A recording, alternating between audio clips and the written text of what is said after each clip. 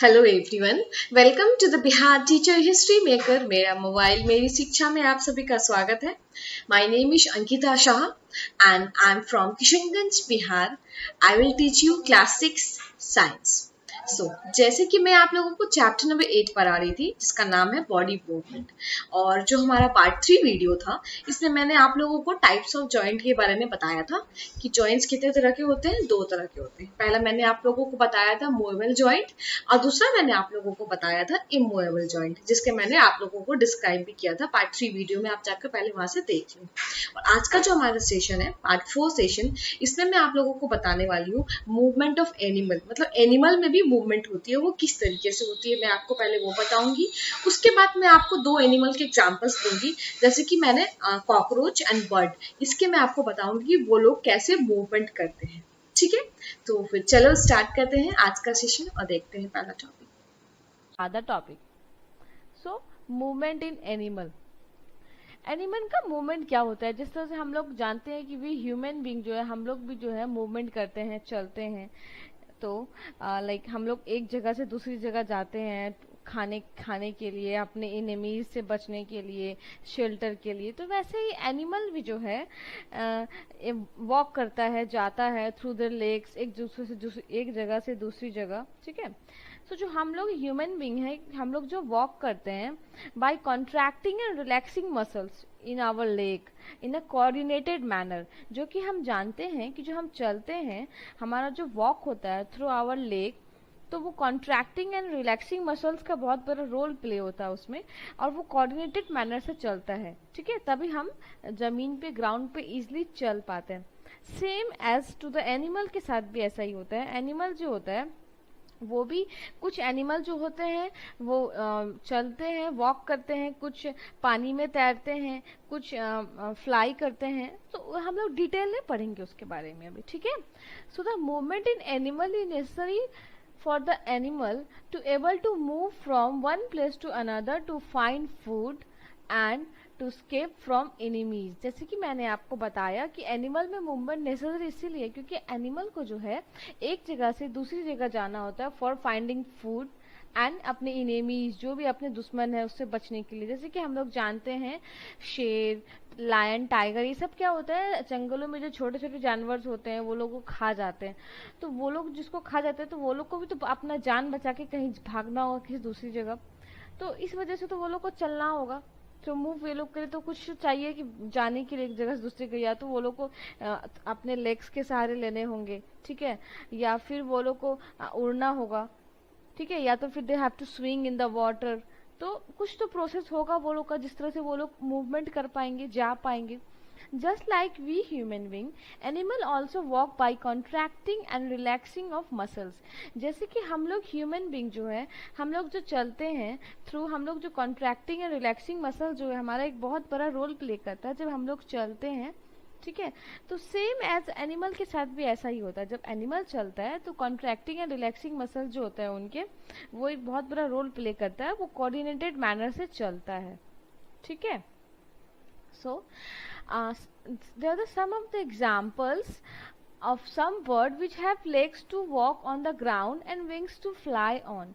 यहाँ पे कुछ एग्जाम्पल्स दिए हुए हैं वैसे वैसे एनिमल के, जो कि अपने लेग के थ्रू चलते हैं ऑन द ग्राउंड और विंग्स के थ्रू उड़ते हैं।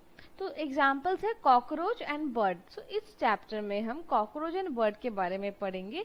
आप जब हायर क्लासेस में जाएंगे, आप लोग जब क्लास हायर में जाएंगे, मतलब क्लास 11 12 में जब जाएंगे, जब आप लोग बायोलॉजी लेंगे, then you have to study cockroach के बारे में। आप लोग थोड़ा डिटेल में पढ़ेंगे। अभी तो आप लोग उतना डिटेल में नहीं पढ़ेंगे, बट जब हायर क्लासेस में जाएंगे तो इनके बारे में थोड़ा डिटेल में पढ़ेंगे आप लोग।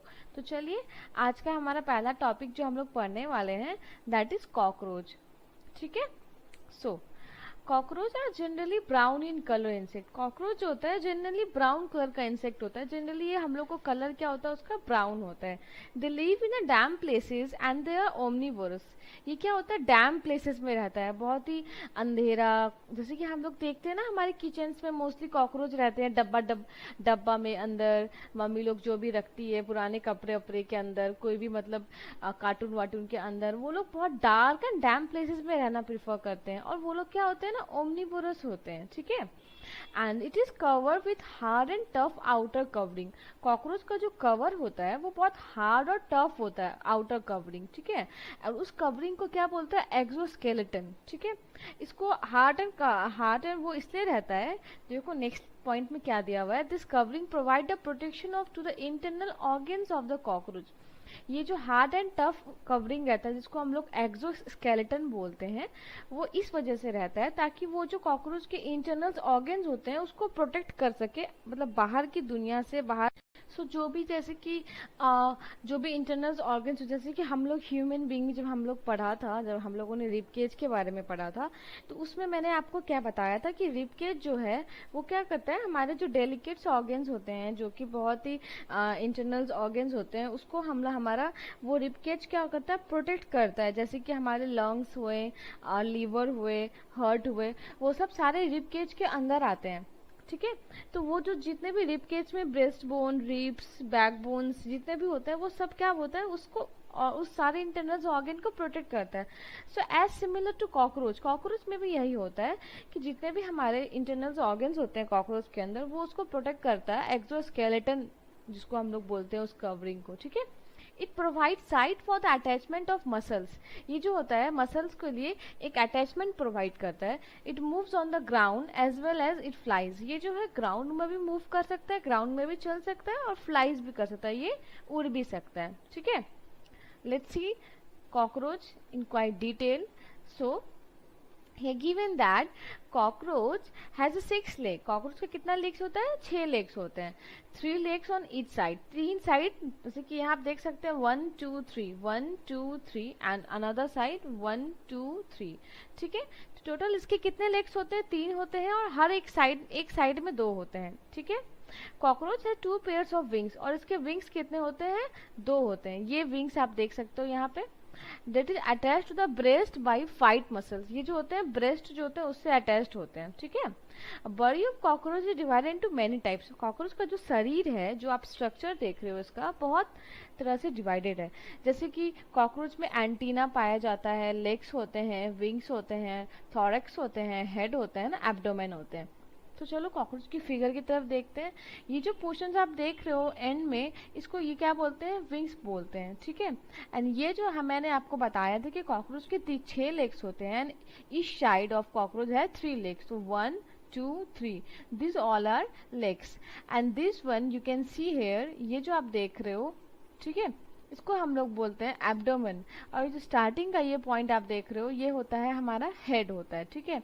और जो ये बीच का पोर्शन आप यहाँ देख रहे हो इसको बोलते हैं थोरैक्स। और यहाँ पे जो आप देख रहे हो दैट इज आई। और ये जो 2 बड़ा बड़ा आप लोग देखते हो ना कॉकरोच में, एक ब्लैक टाइप का कुछ बड़ा सा आपको दिखता है, ब्लैक एंड ब्राउन टाइप, उसको हम लोग बोलते हैं एंटीना। जैसे कि हम लोग घर में रेडियो सुनते हैं ना, तो रेडियो में हम लोग देखते हैं ना, रेडियो जब हम लोग सुनते हैं घर पे, तो उसमें भी एंटीना टाइप का बड़ा बड़ा होता है एक। जस्ट लाइक रेडियो की तरह कॉकरोच में भी आप एज्यूम कर सकते हो कि जो बड़े बड़े टाइप के, जो सूंड टाइप के होते हैं, उसको हम लोग क्या बोलते हैं, एंटीना बोलते हैं, ठीक है। So the next topic is bird। So bird क्या होता है, bird walk on the ground and also fly in sky. Bird जो क्या होता है, वो ग्राउंड में भी वॉक करता है और क्या करता है, फ्लाई करता है, उड़ता भी है हवा में। हम जैसे जानते हैं some bird swing in the water. कुछ बर्ड जो होता है वो क्या होता है, वाटर में तैरता भी है। Just like sparrow, crow, pigeon, parrot, eagle, hen, duck, swan, peacock are the examples of bird. ये सब क्या है, सारे बर्ड्स के नए नेम है, एग्जाम्पल्स हैं, ठीक है।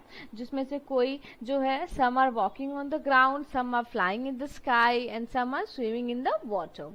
Bird have actually strong and powerful muscles. Bird जो होते हैं ना उसके पास एक्चुअली बहुत स्ट्रॉन्ग और बहुत पावरफुल मसल होता है, बहुत ताकतवर मसल्स होता है, तभी तो वो हवा में उड़ता है, वॉक करता है या स्विंग करता है। तो उसका मसल जो होता है बहुत एक मेन रोल प्ले करता है उसमें।